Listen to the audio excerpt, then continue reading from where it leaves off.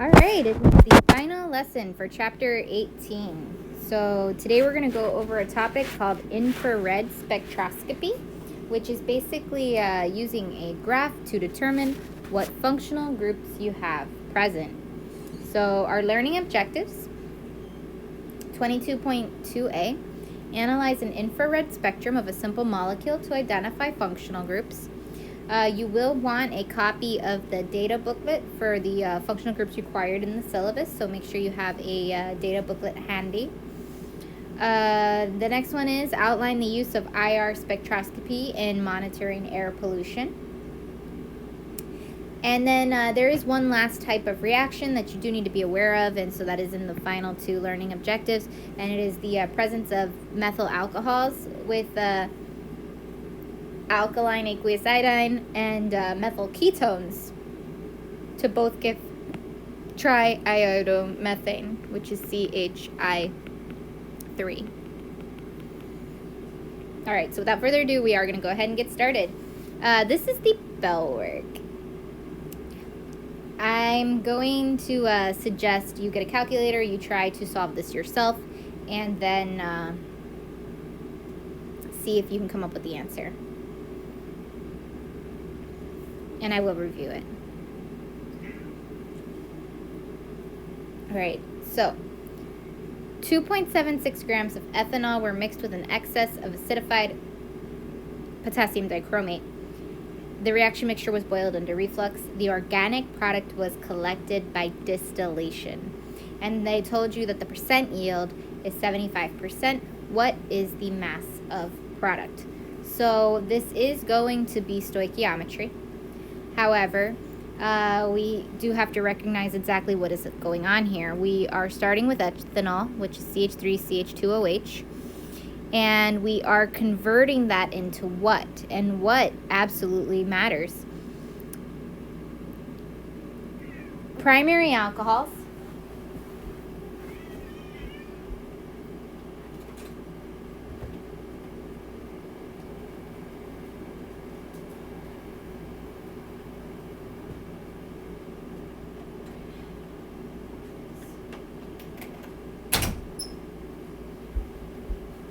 Primary alcohols turn into carboxylic acids unless we distill the mixture, which we did.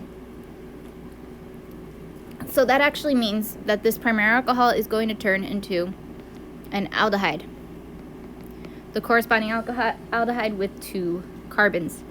And so we would need this for our stoichiometry, so that's where we begin. Remember that we'll put the molar masses. We need to relate the molar masses. So for this, it's 12, 3, 12, 2, 16, and 1. So for CH3CH2OH,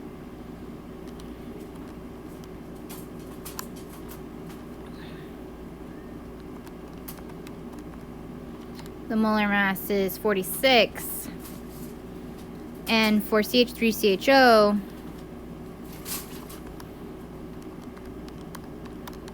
the molar mass is 44.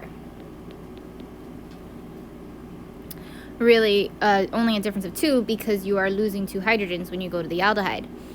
And so then you have, that's the top part of your proportion, or your molar masses, because 46 grams of CH3CH2OH will convert to 44 grams of CH3CHO.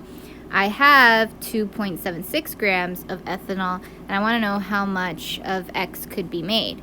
And so I cross multiply.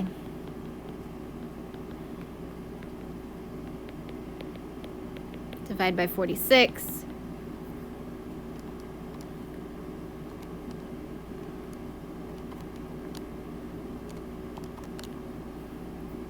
I get X equals 2.64.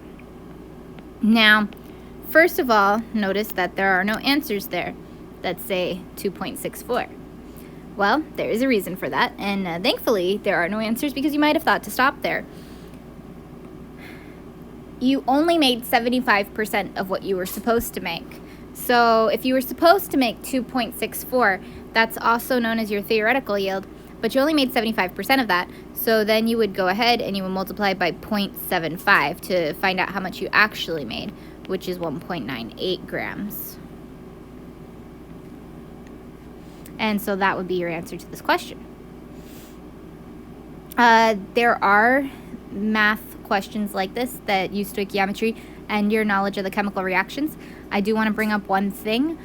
For almost every single one of these organic reactions, they are 1-to-1 ratios, so you don't have to worry about balancing the equation, because for the organic reactions, it is almost always one molecule for one molecule. There are a couple of exceptions with carboxylic acids. If you had a carboxylic acid in a group 2A metal, so instead of like CuNa, you had COO minus with calcium 2 plus, that would affect your ratios. But in most scenarios, it will be 1-to-1. All right, so let's take a look at the new topic, infrared spectroscopy. So basically, you're going to be provided with a graph. And the graph, it kind of looks like a graph from like, it's upside down, like if somebody's heartbeat was going, it looks like a graph kind of like that. And it has peaks and it has troughs. And so we analyze a sample in a machine called a spectrophotometer, and we irradiate it with electromagnetic waves.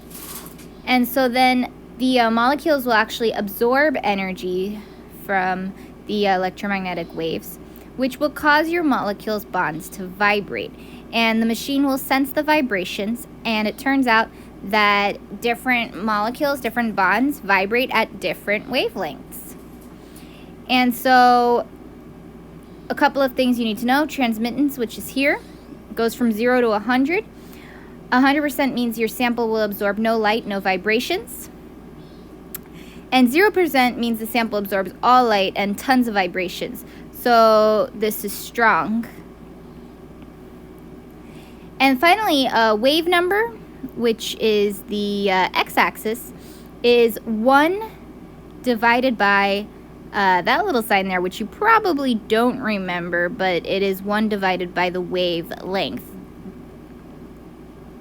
So 1 divided by the wavelength is the wave number. You don't actually have to do any math with that. You just have to recognize the values and be able to interpret them. So then, every vibration on a molecule will have a specific wavelength that could be spotted out. What infrared does for us, it'll tell us what functional group we have, or functional groups we have present in a molecule. The way that it works is we usually don't look at anything below 1000 because it's called the fingerprint region. And the fingerprint region is where you'll have very small absorptions. But we do look past 1000 to look at the different functional groups that are present. Now, if I look at this specific, this is D-glucose, I see that there's a very strong, and we call it peak even though it's really a trough, because remember, as we go down, it is a stronger absorption of light. And so right here between, wow, like 3,100 and 3,400, there's like a really big wide peak there, and that actually is traditional for OH groups, for alcohol groups, is to show up in that exact region. And because this is glucose, some of you might know that structure of glucose, there's a ton of alcohol in it, so it makes sense that an alcohol would show up. In your data booklet, you have this table of values, and so you will want your data booklet when you're doing practice questions. And when you are taking your mocks, you'll want your data booklet as well. You'll just have to show me that it doesn't have additional writing in it. So if you can have a data booklet, you need to, or at the very minimum, the pages that have the parts that you need, which is the data booklet. The pages you would need are the periodic table, for sure, bond energies, and for this infrared values. So a C single bond O bond will vibrate, and it's characteristic of alcohol, ether, and ester. Those are the possible functional groups that have C single bond O. They will have a peak somewhere between 1,050 and 1,300, or 1,040 and 1,300. Alkenes will show up between 1,500 and 1,680 weak. Carbonyls will show up, if it's an amide, between 1,640 and 1,690, a ketone between 1,670 and 1,740, aldehyde between 1,715 and 1,750. And so they're all strong peaks. Alkynes, which are triple bonds, show up between 2,150 and 2,250. Nitriles between 2,200 and 2,250. Alkanes should be in every organic molecule. You should always have CH bonds, and so those will show up between 2,850 and 2,950. And in the peak here, these are the alkane readings. And so you can think of this is weak. W stands for weak. And then carboxylic acid is kind of hard to see down here, but the OH bond from a carboxylic acid would be at a different spot than the OH bond from an alcohol. The OH bond for a carboxylic acid would be between 2,500 and 3,000, whereas for an alcohol,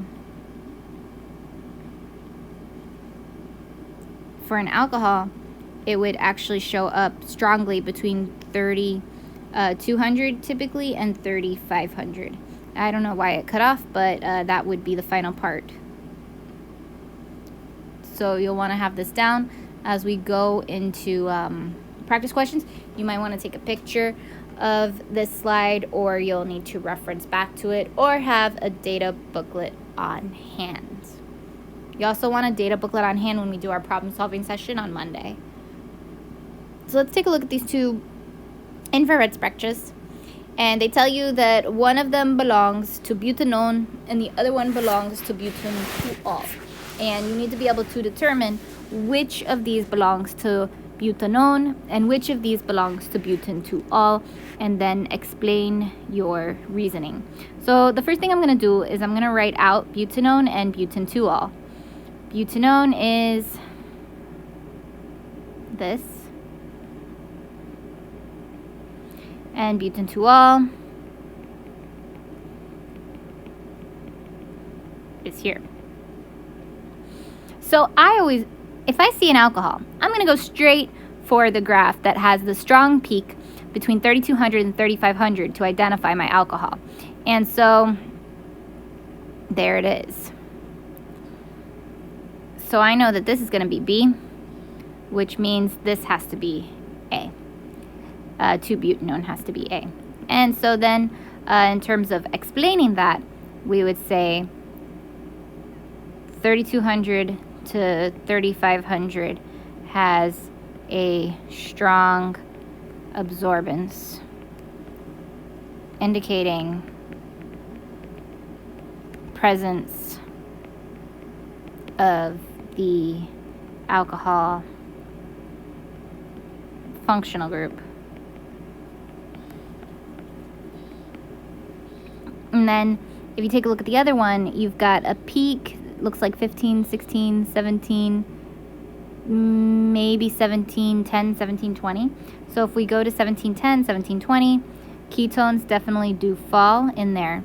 So strong peak, right? Yeah. Strong peak at 1720, and no presence. So strong peak at 1720 verifies C double bond O of ketone. No signal or no absorbance at 3,200 to 3,500, or no/weak, because this is really, that doesn't really count. In order for it to be an alcohol, it has to be a deep crevice, basically. So when we say strong, we mean that it goes down more than 3/4 of the graph. All right, so let's take a look. So that was from the textbook for chapter 18. Let's take a look at what the Cambridge questions would look like. And this is actually on the 2016, which is a long time ago, the 2016 syllabus, which was the last major update, this was a new topic that was added. Chemists look at these types of graphs all the time in order to determine what molecules have been made or what molecules are present or what functional groups are present in a molecule to see if they made the right, for example, if you're trying to make a pharmaceutical drug, if you made the right drug or not. At least this graph will give you if you have the right functional groups. There are other graphs, it's called NMR and mass spectrometry, that would be looked at in the A level that would actually tell us exactly what the structure of the molecule is and what the molar mass of the molecule is. So given all the information from the infrared graphs and the NMR and mass spectrometry, you can take an unknown compound, analyze it in a machine, and find out exactly what is in that compound or what is in that solution.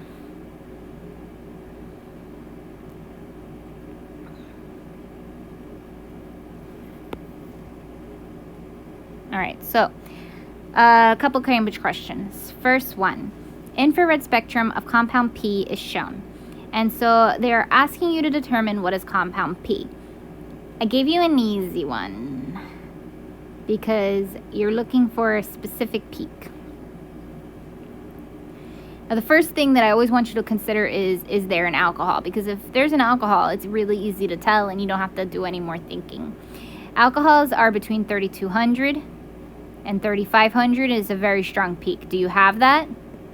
Yes, you have an alcohol peak. So that means that it's propan-2-ol. The reason why we are going to rule out propanoic acid is, although it does have an OH group, if you will recall, we said the carboxylic acids actually don't show up at the same exact spot. They show up between 2,500 and 3,000 instead. So you have an alcohol. Ta-da! So look for what's obvious first, and then if the answer isn't obvious, then you'll look into your other peaks, which are going to be the ones around 1,1700. So let's take a look at the next one. And this one's kind of tricky because there are, at first glimpse, two appropriate answers. So substance T was analyzed and found to contain 62.07% carbon, 10.34% hydrogen, and 27.59% oxygen. That information would actually be provided on the mass spectrometer. After running it through that, they ran it through an infrared, and they got the following spectrum. And then they asked, what could this be? Well, seems like because this is a new standard and because this is the first time you're being exposed to it, for the most part, they seem to be giving relatively easy questions in terms of looking at the graph because, once again, notice there's a very strong peak between 3,200 and around 3,500, which means definitely we have an alcohol. But we have two answers that have alcohols, and how are we going to know which one is correct? So you have to use the other information now. You have to use your percentages, the carbon, the hydrogen, and the oxygen. And so the process you would go over in order to determine what the correct answer is here is you would have to determine the empirical formula, which is actually back from chapter 1, where we would take the percentages, change it to grams. So find the empirical formula and see if we can match it to either of the two molecules in A or D or possibilities. So this is a type of question you would have to reverse engineer in order to get the answer correct, because you have the empirical formula, but the empirical formula doesn't always match the molecular formula. So let's take a look-see. Empirical formula. It's good review. We know carbon is 62.07, hydrogen is 10.34, and oxygen is 27.59. So the next step is to divide by the molar mass. For carbon is 12, for hydrogen is 1, and for oxygen is 16. So we're changing the grams to the moles by dividing by the molar mass. So for carbon, we would end up, and you do have to use a minimum of 3 significant figures here. 5.17, hydrogen is 10.34, and oxygen is 1.72. Divide by the smallest number, and then round. So 5.17 divided by 1.72 is 3, C3.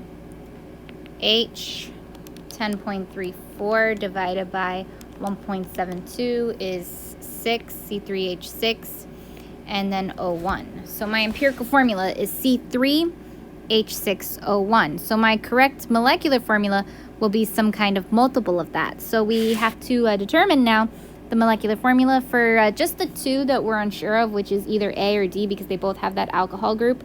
So for A, it's 1, 2, 3, 4, 5, 6 carbons, C6. It's 1, 2, 3, 4, 5, 6, 7, 8, 9, 10, 11, 12 hydrogens, H12, and O2. So C6H12O2. Is that it?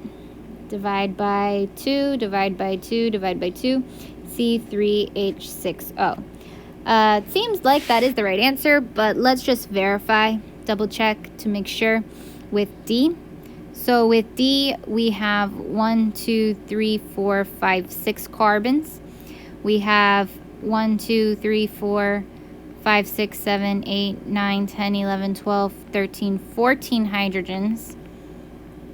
And we have 2 oxygens. So if I divide by 2, I end up with C3H7O1. So yeah, the answer here is definitely A.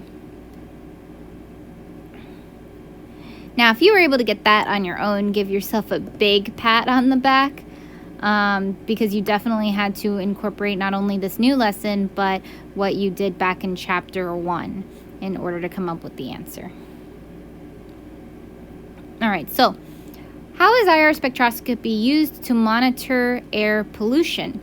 It turns out that the small molecules in that are environmental hazards or pollutants, carbon dioxide, nitrogen dioxide, sulfur dioxide, carbon monoxide, this is not a pollutant, but ozone, and hundreds of other molecules can actually be detected by the infrared, since these molecules will absorb infrared rays.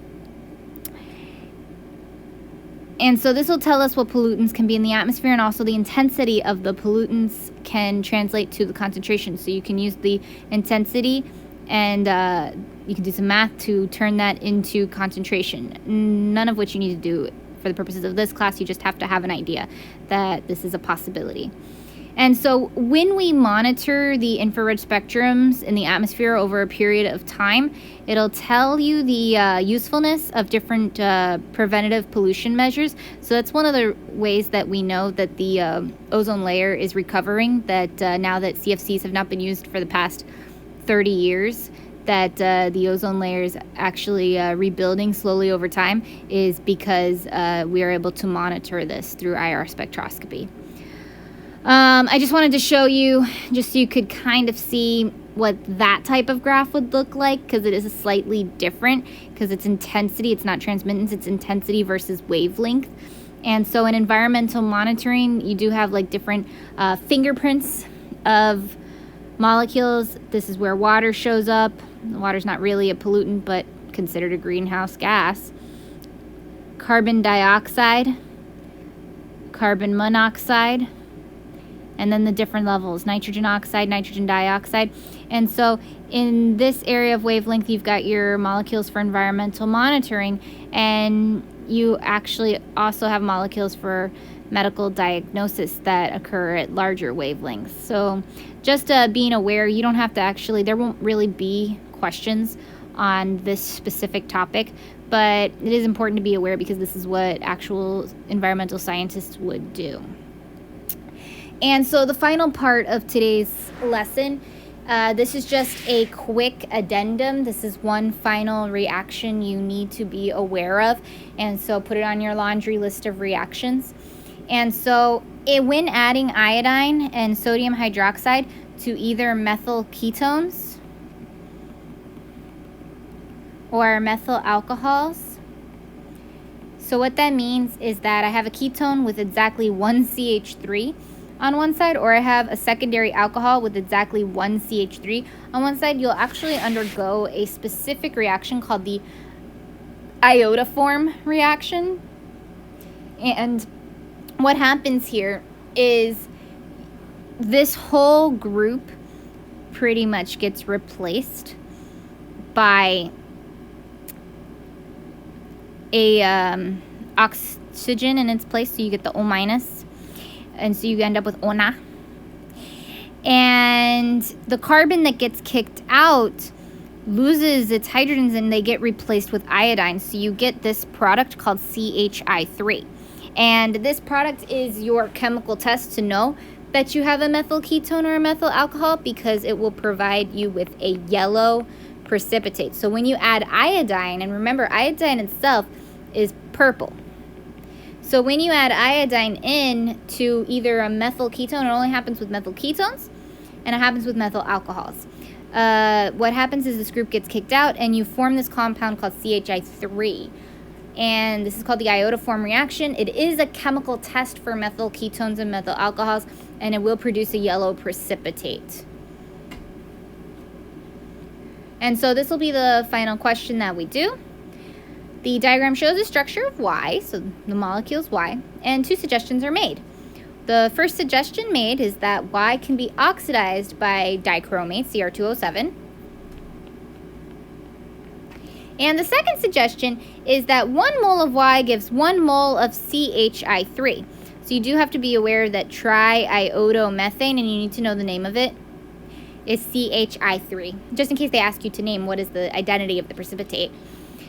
When it reacts with an excess of alkaline aqueous iodine, so that's I2 with NaOH. And so which suggestions are correct? Well, can ketones be oxidized? No. No, they cannot. Forever ketone. So statement 1 is not correct. So that takes out choices A and B. So let's analyze statement 2. It says 1 mole of Y gives 1 mole of CHI3, so 1 CHI3. But if you look at this, you've got a methyl ketone here, because that's a ketone with a methyl. But you've also got a methyl ketone there. So you're actually going to produce CHI3 from this, and you're going to produce CHI3 from that, which isn't 1 mole, it's actually 2 moles. So the correct answer here is that neither statement 1 nor statement 2 are correct. Tricky, tricky. And so that is the end of chapter 18 for the most part. Please make sure that you are working on your learning objective summary assignment. Do not wait until Monday night to do it. It will take you some time, and you want to make sure you're spending your time on it, that you are creating practice questions, and that you're really trying to understand through the material. You are allowed to use images. You are allowed to write down your own pictures. You can do, remember that you can also make starbursts. And if you do make starbursts and include it in your learning objective summary assignment, you can take a picture of it. If you include that, then you will get an extra 3 points towards your unit exam next week. All right, have an excellent day. Stay safe, stay well, and see you in class on Monday.